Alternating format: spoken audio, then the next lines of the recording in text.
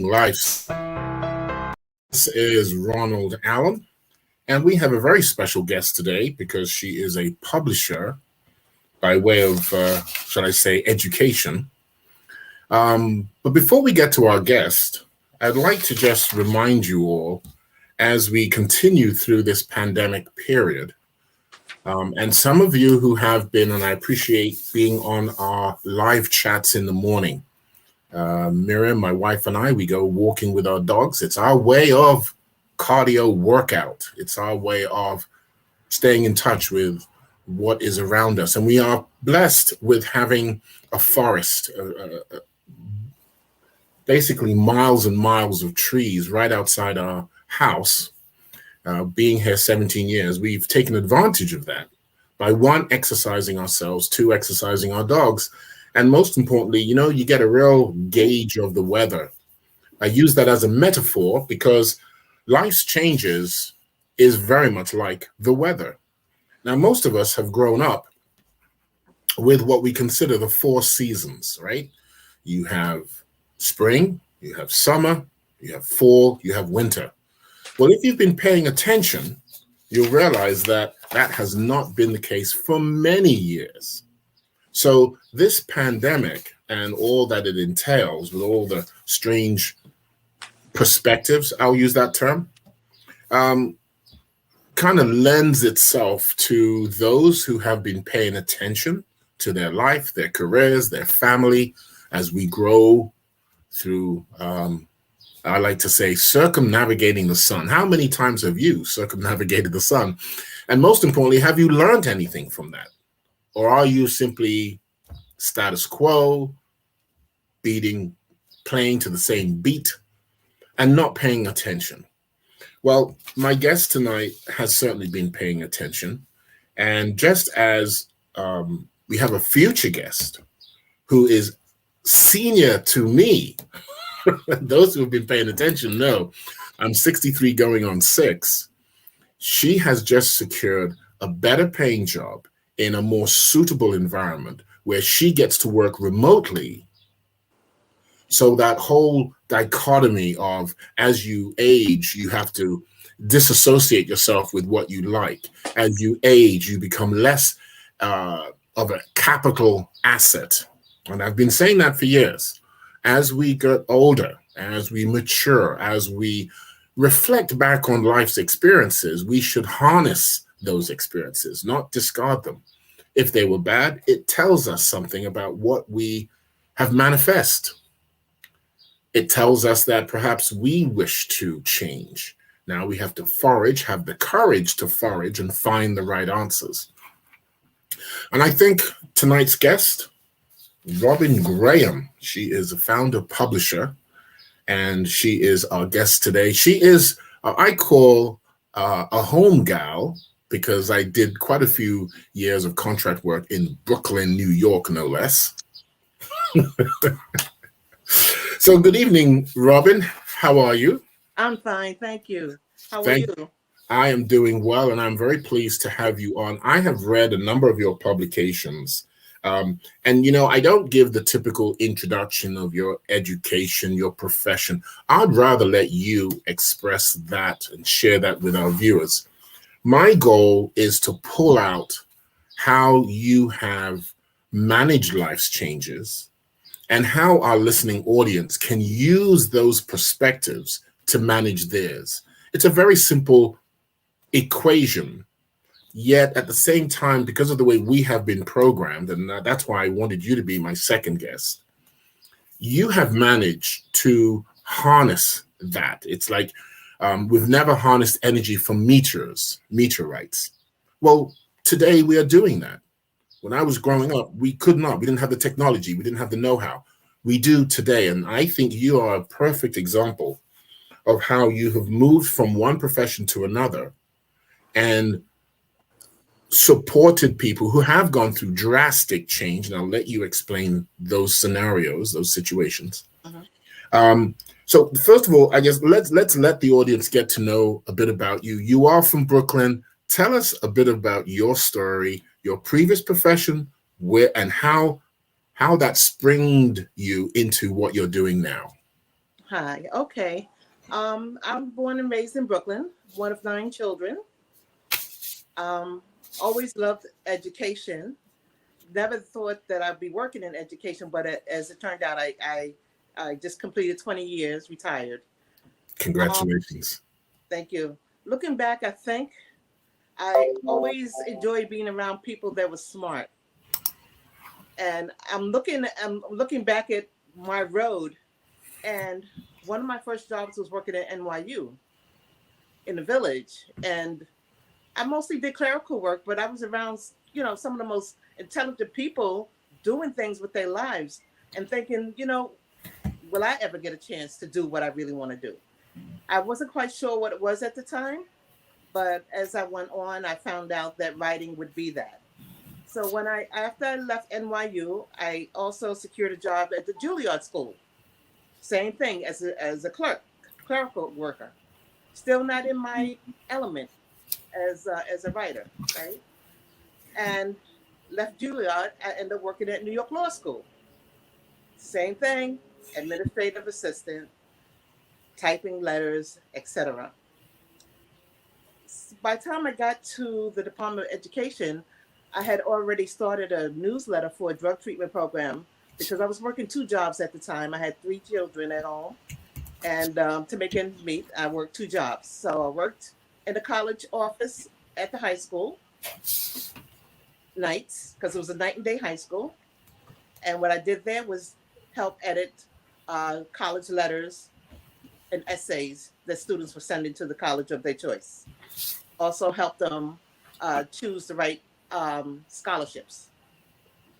Did you do any grant writing for these students or Mm, identifying the different? no, no. No, but Pretty you wrote clerical, maybe a little editing, maybe saying maybe you should add this and not so much of that, just a little bit of that.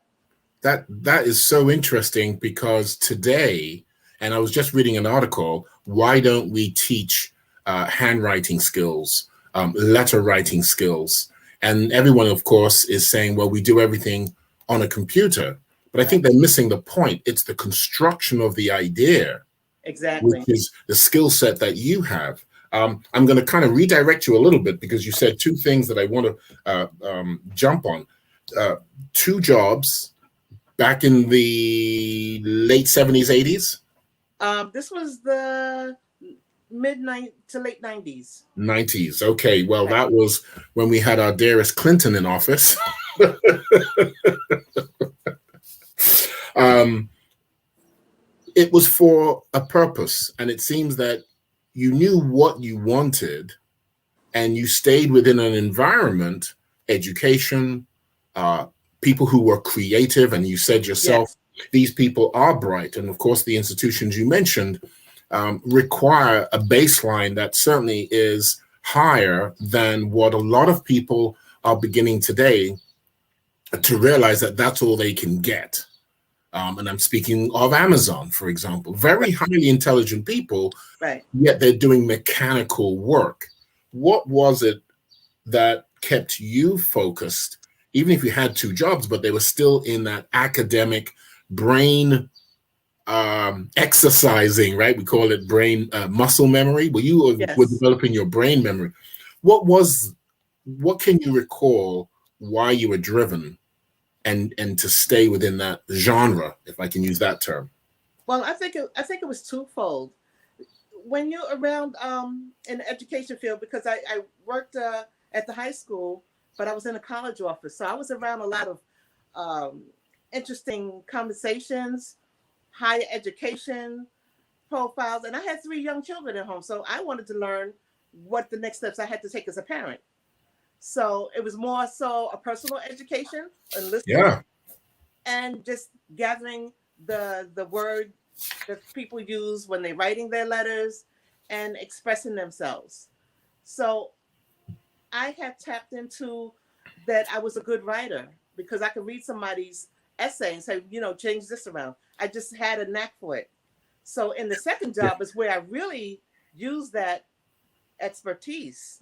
I was working in a drug treatment program, and in programs they have their circle where they talk about their traumas and why they went into drugs or alcohol or whatever the case may be. So again, I'm listening, gathering knowledge. And I said, some of them have things they need to talk about. Some of them are artistic in their explanations. I said, let me start a newsletter and let them write. So they did poetry, they did personal letters to parents that they haven't spoken to in years. And I just gave it back to them to read and to absorb that this is you on paper. That's And then, brilliant. right. And then after that, I just took it to another level. I was leaving that position and not going to work two jobs anymore. So I decided I would take the idea of a newsletter that lets people put their pain on paper, so to speak, and turn it into a magazine, giving birth to Spotlight on Recovery magazine. In our psychology classes, I'm working with a gentleman called Elliot Connie with a methodology referred to as solution-focused brief therapy. And you alluded to it earlier. You allow your clients to be the agent of change.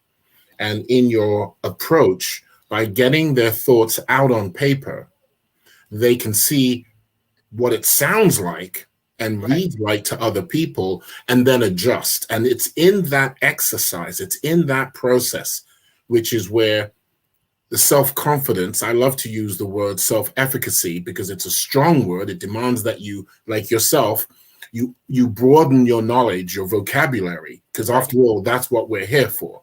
Right. People are always saying where you start has nothing to do with where you're going or where you're going to end up. And again, your story epitomizes that. Now, you've had some challenges. As much Yes. as you feel comfortable, would you share some of those challenges with us tonight? Well, I'm a survivor of domestic violence. I had a bout of depression. I've been homeless twice. Um, I have children that had challenging disabilities. They're fine now. But for a young mother with three kids, working two jobs, that's a challenge. I'm going to jump in with, and this is where you are going along in life, you hit a roadblock, you get blindsided, you pick yourself up, you try to pick yourself up, you seek out the resources. One of yours, I know, because you've said it 3-4 times now, relates back to your children. And you said they had a disability, they're now past the disability. Can you give us your version of how that was achieved? Okay, well, when you find that your child has, say, ADHD, one of my children has ADHD, and you see what it looks like and you experience it for the first time, you're at your wit's end because you never experienced anything like this. And, you hoping that the Department of Education gives you the right tools to help your child. For the most part, they do. But what if those things they give you is not working? So you still have to find another way to work through it. So I found another school that would help them. I want to make sure that they came out of high school with a Regents diploma. So if they did want to go to college, they could. So I say that fine now because now my youngest with the ADHD is 26. He's gainfully employed. He's on his own. So the resources that were made available to me, I made work for him. So I say those challenges that he had as a child are gone because he's not that person anymore. I'm not saying he's still not ADHD. I'm saying that the challenges he had as a child, he's worked through them and he's able to live with it. And it was immersing him in the right environment, which required you to assess those environments. And every now and again, I love to use the metaphor of the slug's antenna, testing that you are still on the right track. You're still moving. He's moving through and any challenges that do come up or reoccur, as we know in psychology, they can be addressed quickly. Is that Exactly. Yes. okay? Yeah. And that's the mechanics that I think your story and value brings to our audience. It's more than, well, I got through it and this is what I'm doing now. I went through a dark period. It's the attention that you've given your children because you valued them. Absolutely. You valued them, and that is your legacy. So, as the expression from the West Indies, come hell or high water. And trust me, it's that Yes, way. It is yes, that. absolutely, absolutely. I want to talk about your work, because I think I've come out of mortgage banking where I saw and experienced people who were supposedly normal lives act out in ways that were quite shocking Mm. because of where they started and the basis they had. I've seen other people, and you and I have gone through similar backgrounds in that respect, who have had good careers, and then life does give you that curveball. You have created this newspaper, and I think this is respectfully the real value you bring. You allow people to express themselves. Yes. You're showing people that it's not only not a lost art form, it is actually therapy. Yes. Can you share with us, how do you get people who are depressed, who are outside themselves, who don't value not only the skills that they had, moreover, the skills that they have that can help them move forward and get out of their negative state? I'm just going to call it a negative state. How do you communicate that to people? Well, that's an interesting question because the way my writers come to me is that they found me because somebody shared what I shared with them. Say I did an issue of the magazine. That person took that, showed somebody else. That person wrote me. I started a conversation and said, well, we're talking about this next month. Would you like to contribute? That person got it, showed it to somebody else, and on and on and on. So to date, I have over 100 writers. 50 of them, at least 50% of them, are incarcerated. But they share so much, and I am so humbled to know that I am making a difference in their lives where they are. Because you can learn a lot from anybody, no matter where they are. And I learn a lot from my writers. So the pain that they go through, Right. and we've had this conversation in my family. I've had this conversation with my wife. Many people seem to have to hit their life's proverbial wall. They're going along, they're doing what they do, Mm-hmm. they make some not so great choices, and they hit the wall. What is it about writing that they have shared with you that has helped them get back on track, or probably more importantly, realize the value that their life offers them? It's the content that I share. The content you share. Right. It's them reading somebody's story and saying, wow, I can identify with that. So now I get an inkling of what went on in my life because somebody else spelled it out for me. So That it's the yeah, content, right. They're reading something that they're like, wow, that's similar to my life, or that's exactly what I went through. Somebody, I'm not alone here. are they from diverse social economic backgrounds? Absolutely. Absolutely. But they had a similar, there was something in the story they read that opened them up. And this people who share with me, what's interesting is a lot of them are sharing stories they never told a soul. Why do you think that is? What makes your platform, what makes your community, and I love this word, safe? What makes it safe, I think, is that I'm coming to them from a place of non-judgmental. When you go into agencies, because I've been there, when I needed resources, oh, you got to fill out this.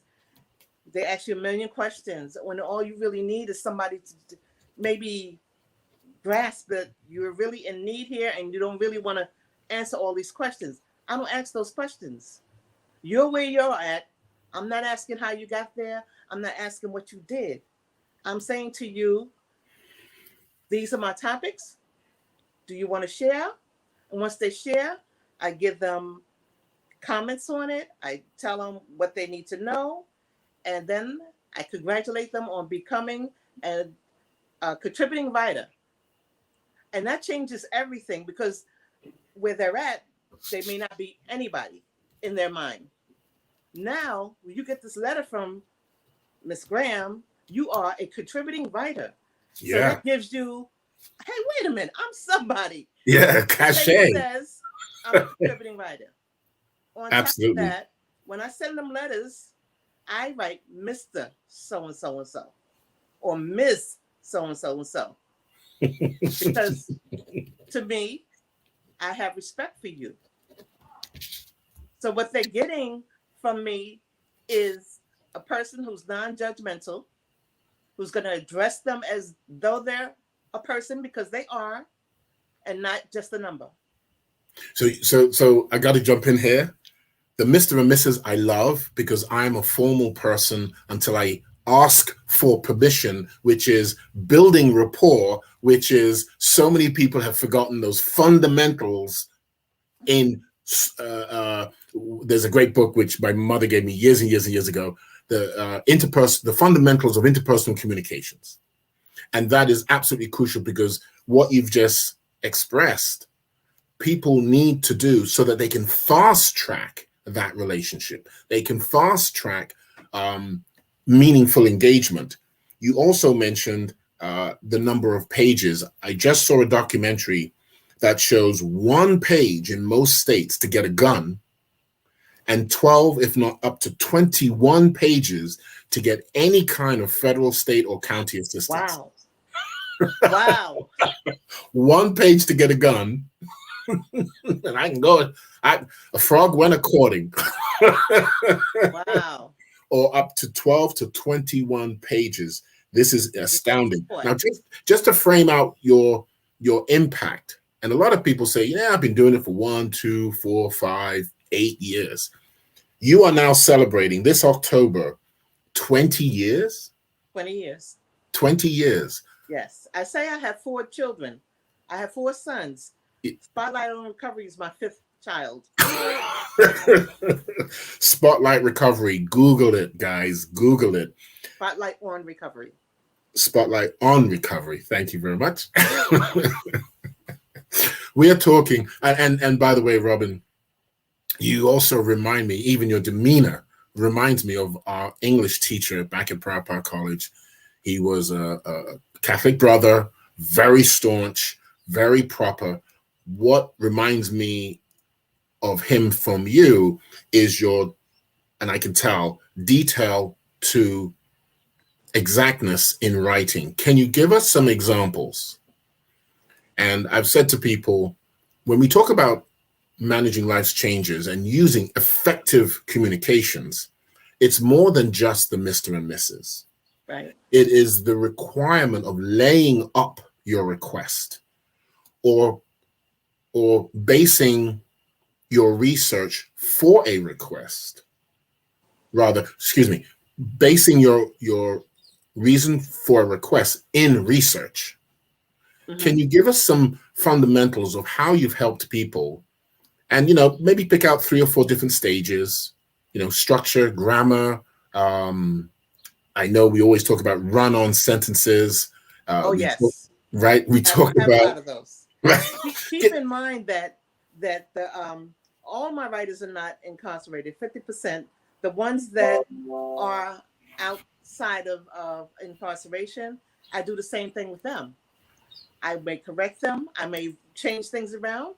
But what I do is tell them, if I change anything, I'm going to send it to you to approve. And when you approve it, that's when you let me publish it. Plus, they get to keep their work. I do not own their work. So if they want to sell it to another magazine, another publication, They can. Now, you said something very important there. If they want to sell, you're paying these people for these articles? Absolutely.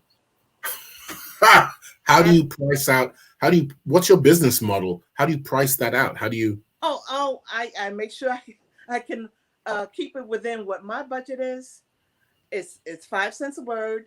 It may sound small, but when you have 20 people in your magazine Oh, no, that's, doing, yep, 200, 300, 400 words, yep, 500, it adds yep. up. So, and, Um, you know, both people on both sides have not argued that point for 20 years. and you're right. You're perfectly priced. I've done two books. One, I had a ghostwriter, and he charged me 8 cents a word. And then if I did a spell check, which he then used a separate person, not Hmm. himself, Right. um, that was another fee. So I think you're right in there at your price points. And again, what we're doing here is drawing on your experience, showing the details, how you've come to where you are, how you manage to manage life's changes, and give it economic and personal value. You talked about you're helping them refine their writing and you make sure that they have last approval. Much of the technology today, for example, I use Hmm. Grammarly.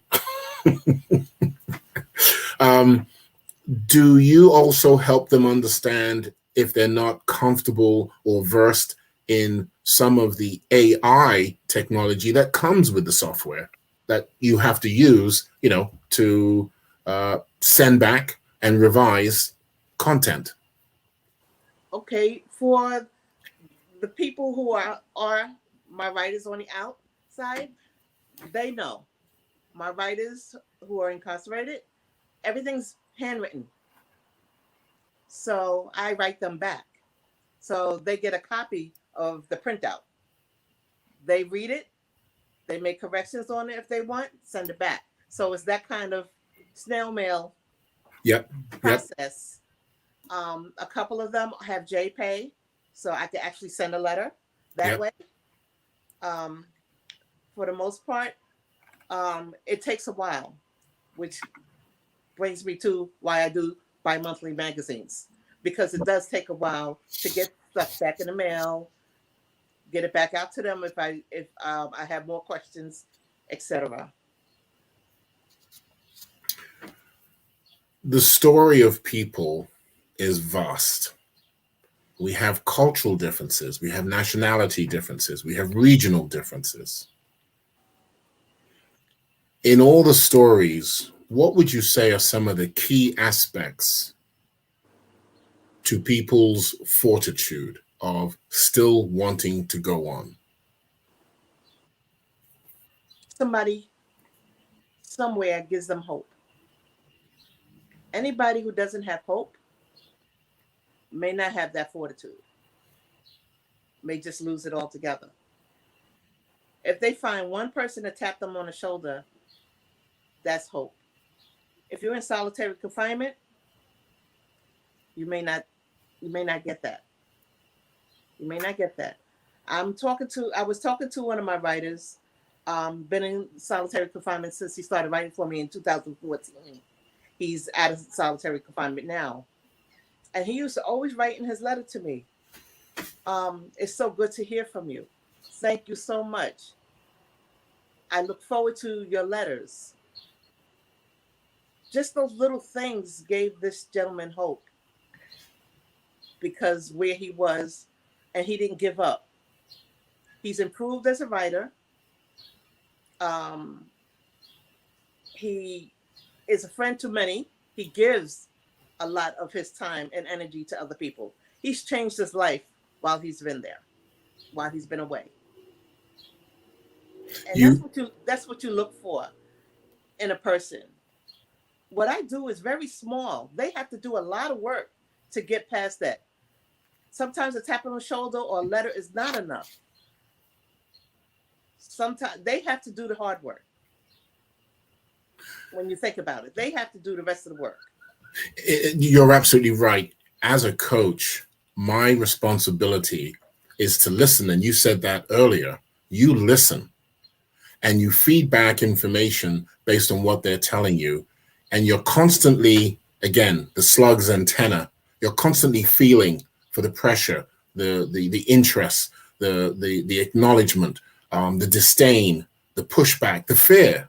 Yeah. That, in any situation where you're not top of your game, you feel uncomfortable. You mentioned some of these people are not from an incarcerated situation. Can you Right. share with us one or two examples? Are they business people? Were they parents? Um, were they younger, older? Can you give us some examples? All of the above. I have parents, I have social workers, I have psychologists, I have a chiropractor, I have spokespeople who just that's their job is to go around and speak to different people. Um, I have a young lady who is a masseuse. So they come from all walks of life, and their reason for contributing to the magazine is that they love my magazine. They don't have to. They don't need recovery. They want to give for recovery You answered to my people. second question because I was going to say what's the common bond, common thread, and you're absolutely right. In the work that we do, we talk about, one, you have to always be learning, and learning not just in a formal institution environment. It can be as simple. This morning we had a session and people were talking about how important is it to be connected to the earth. My response was, I hope you're taking your shoes off, because without taking your shoes off, you're not connected to the earth. That's And I had like 40 different responses acknowledging the importance of that.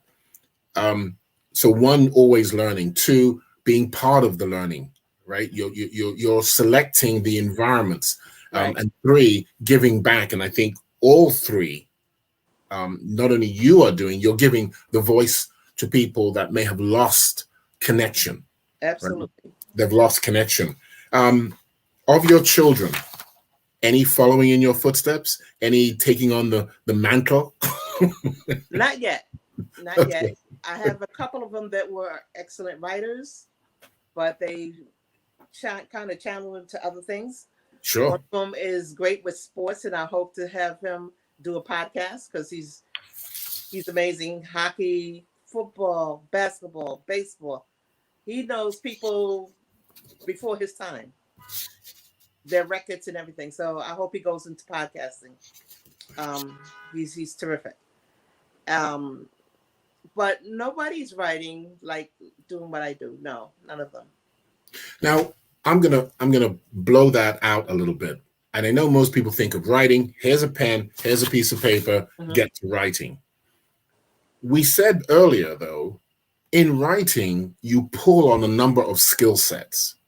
So let's do a little deep dive here, because I think the wisdom of what you've done uh, goes a lot further than necessarily what we read. And you have alluded to that, where people feel, now I can connect, now I can express myself. There are other people, not only like me, Right. moreover, that have gone my path and are now on a recovery stage, right? Right. And we use that word very broadly to say, I just had a very bad day, but I arrested that feeling, and now I've channeled my energy elsewhere. And I think that's what writing can do. Just like the word just dropped right out of my head. Graffiti. Hmm. Graffiti is a form of writing, is it not? Yes, it is a form of Okay. expression. Right. Your son, who might do a podcast, his mind still has to put data into a format that's interesting and exciting for people to want to listen to his podcast. Is that not correct? But it's the way he does it. Right. He's He unique. doesn't write it. It's No. here. For Yes. him, it's here. Some people just have that. His Right. memory is fantastic. So it's like a savant in music. He Yes. hears it in his head. Yes. Everything, all the data, Yep. all the records that they have in these sports, he has up there.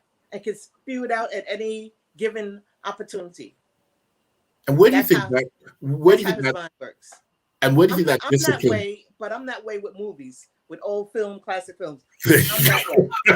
For him, it's sports. For me, Yep. it's classic films. There you go. So there's a legacy. There's a in anthropology they talk about how literally hundreds of years in the past we see behavioral traits being mimicked in great grandchildren down the line, and by immersing yourself and then behaving out those characteristics, you literally create that legacy. And that's kind of my point there. A lot of people, Okay.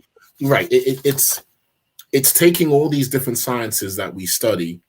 It's taking all these modalities in psychology, social studies, environments, and then realizing that no matter where someone is, and you are doing it, no matter where someone is, if it's an Right. uncomfortable place, if you take them out of the sand, so to speak, unless you're a succulent plant, right? And they like sand, I'm sorry, Yeah. and put them into fertile soil, they can come back. We can come back. Um, Yes.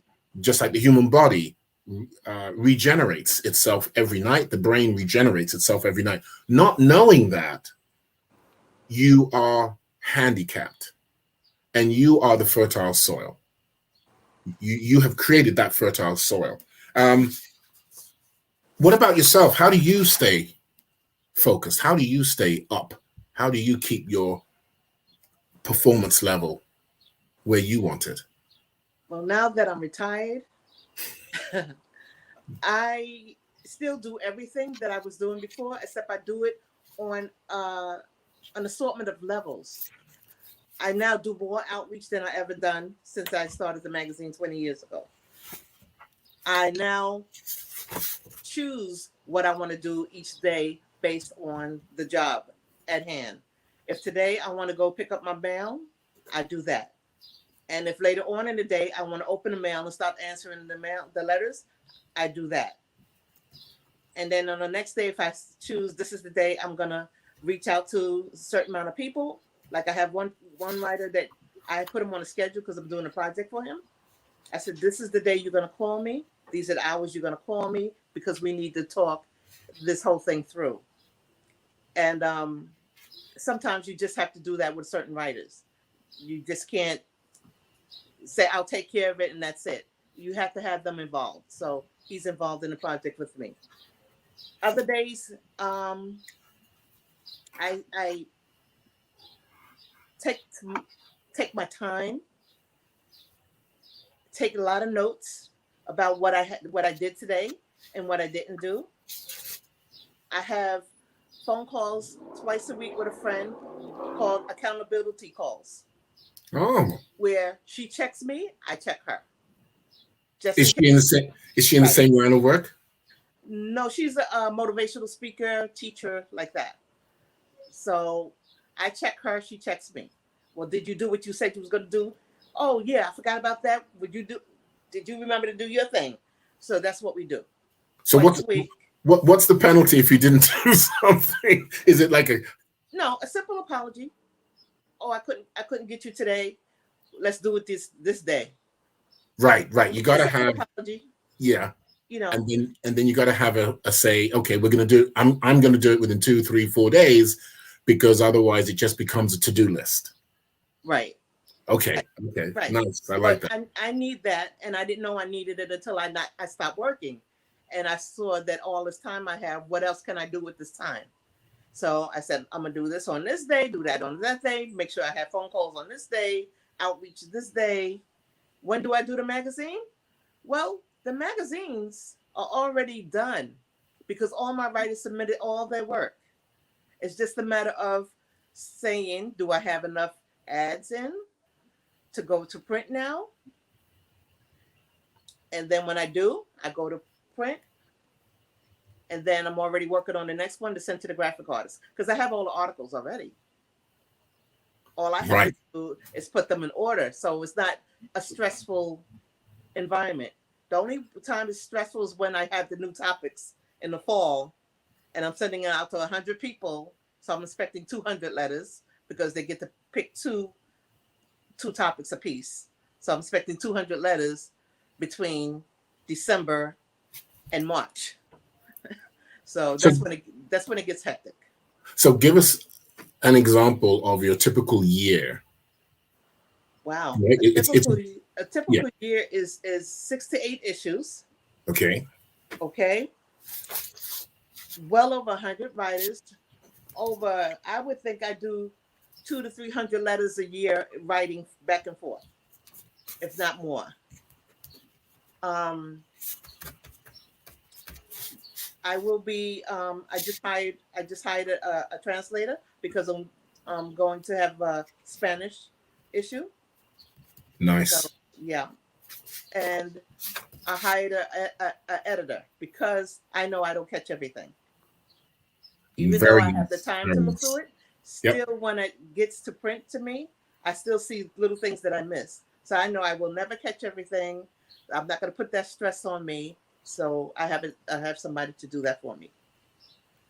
So the good thing about it is that I have everything in an order that I can work it where it's not stressing me out, and I'm able to do more outreach than I have been able to do because I was always working a full time job or two jobs, and I had the kids were younger. You know, when I started out, my youngest was 6 years old. Now he's What would 26. what would you say are some of the contributing factors of your personality, your drive? Very passionate. Where did those behaviors, beliefs, if you will, come from?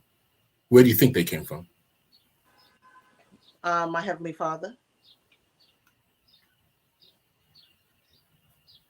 my patience. I always had patience. I knew I had that, but the other stuff, the passion, the drive, the not letting the bad stuff, and there was a lot of bad stuff to really, end my life early.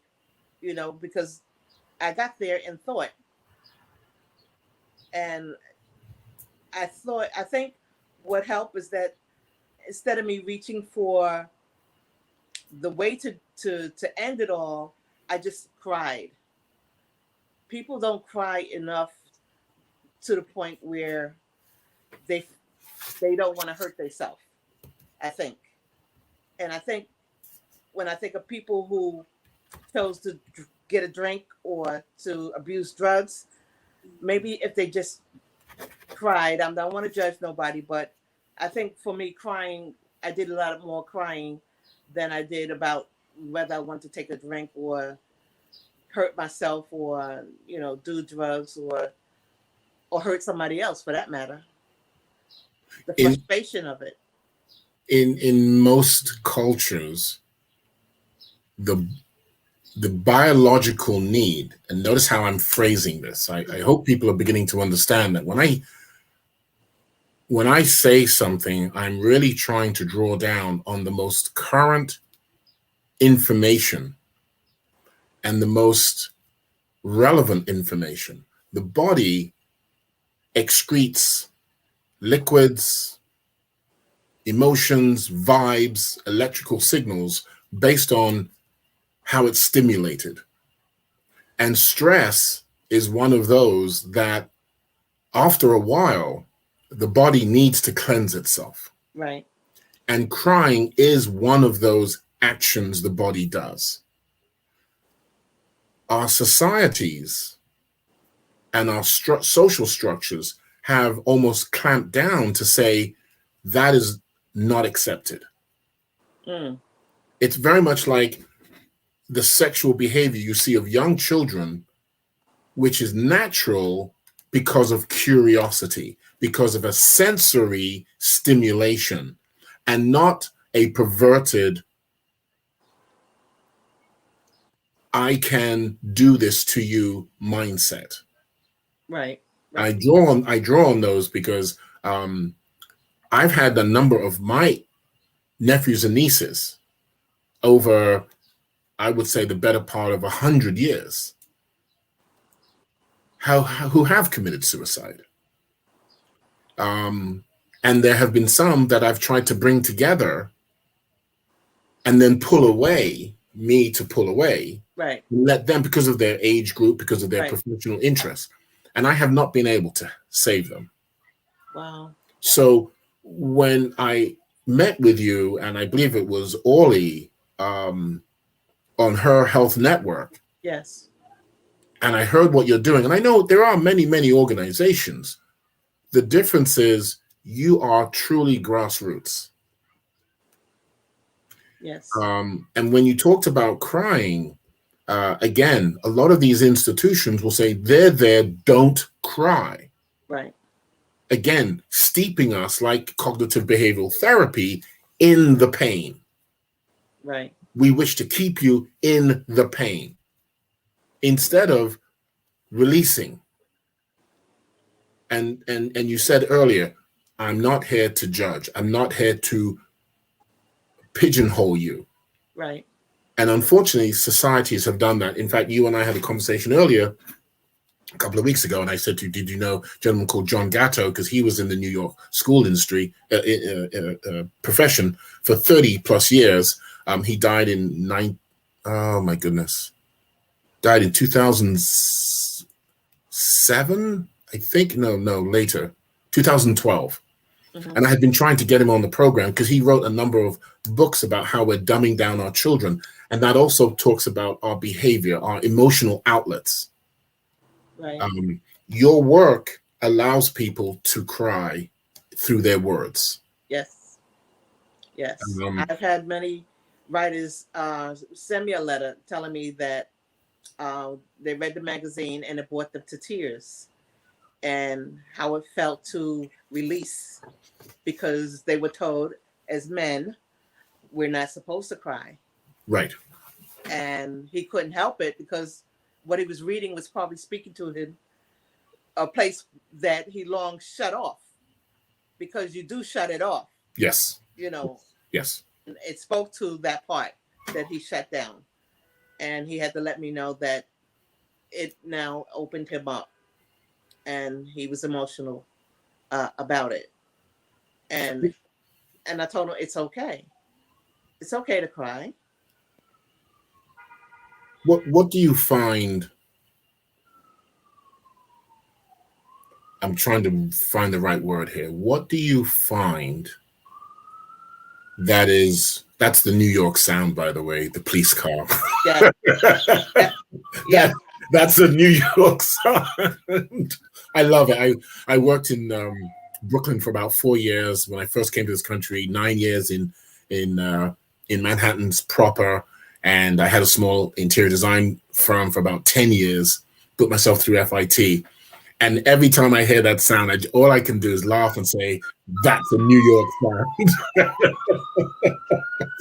um, Yes. so it adds credence to it all. What do you find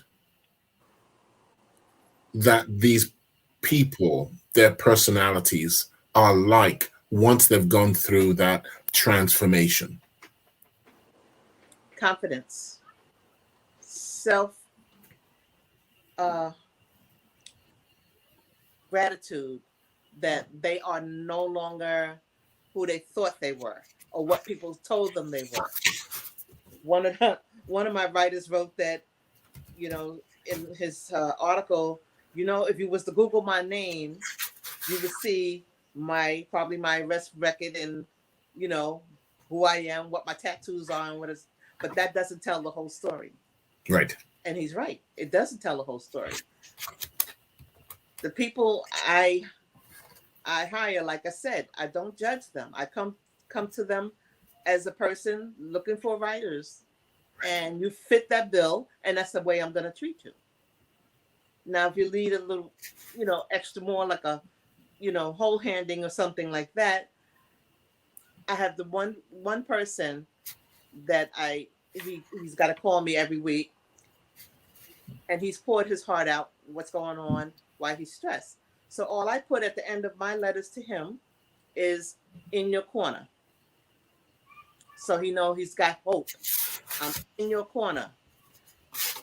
It's not It's not a relationship where we're, you know, in love or anything like that. It's a person telling another person you're not alone, and he gets it. And sometimes that's all you need. And if you're not getting that, hopefully, as people continue to share the magazine throughout the prisons, other people will reach out to me, and I can give them that extra hope as well. There's always a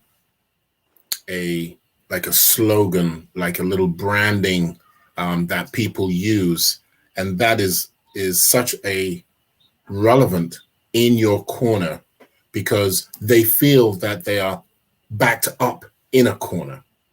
Yeah, the way the things he was sharing, he was. Right. And people, I'm also involved in our, shall I say, city services where there's a nonprofit that helps people. I have been a recipient of it, and it helps people in many different ways, whether it's as simply as making a call, getting on a computer, clothes for children, food, cooking, and the food and the cooking are very different. And there's actually 4 stages. One is canned goods. 2 is bringing food to people. 3 is people coming in to eat. And the 4th one, which is really cool, showing people how to cook because it's something that they do, right? It's a physical motion, right? Right. Motion creates emotion, creates actions to do something. And that is part of what we need to continue to do, no matter what the economy is doing, and certainly no matter what what our individual economies are like, because it keeps us grounded. It lets us know that just because people on the news will tell us that there's only 3% unemployment or 4% unemployment, that 4% could be us. That's right. It can be relatives. Right. So the messaging is absolutely clear. You retired from corporate world.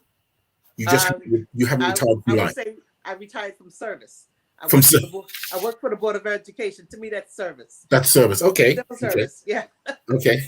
And the word service then has expanded for you because you are continuing that service with a population that's absolutely needed, with a population that's always been around, whether it's the Great Depression, whether it's migrant workers, whether it's immigrants. I'm an immigrant to this country. Um, we all need to know and be able to reach out to an organization such as yours, because it's more, I quite frankly don't necessarily believe in soup kitchens.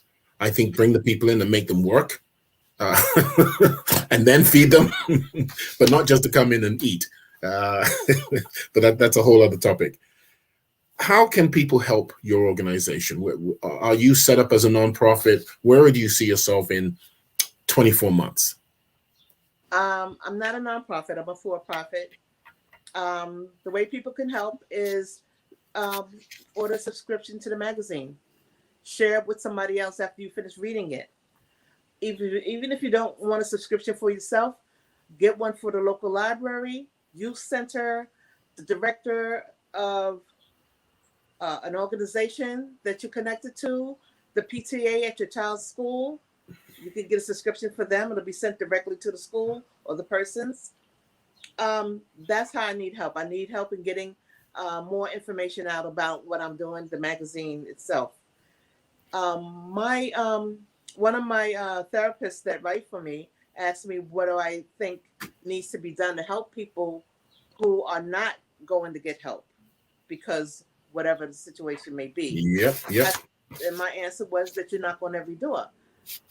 He's like, well, that's not possible. I said, okay, you may think it's not possible, and people may not answer their door, but how else are we gonna help them? So the way I see it, if I can't knock on every door, I'm asking people to subscribe and give recovery to someone. Give spotlight on recovery to someone, which is recovery to someone you love, someone you know. Someone, everybody knows someone that has a recovery story. Absolutely, absolutely. And how do they reach you? How can people reach you? By email, rgraham, that's GRAHAM underscore 100 at msn.com. Okay, and is there a number that they can reach you by chance? Sure.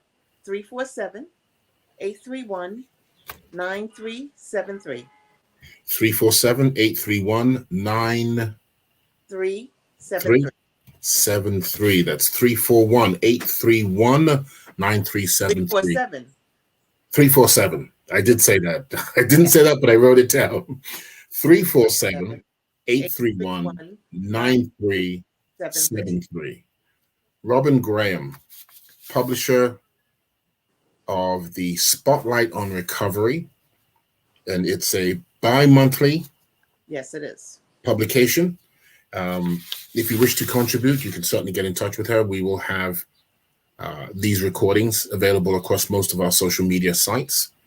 You'll also be able to see her on our pages, on the blogs, on ronaldmallen.com. Go over to support, and you'll be able to drop down. That should be up and running in the next 2 to 3 hours.